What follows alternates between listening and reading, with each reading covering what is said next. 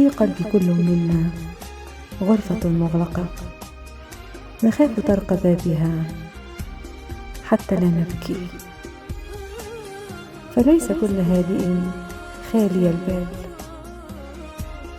ولا كل صامت لا يبالي. لنا حياة داخلنا تختلف تماما عن الحياة التي يرانا فيها الآخرون،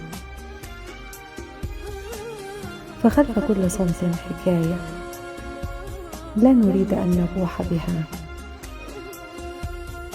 والصمت ليس أن تقبض على لسانك، وإنما أن تقبض على قلبك، أن تقبض على قلبك.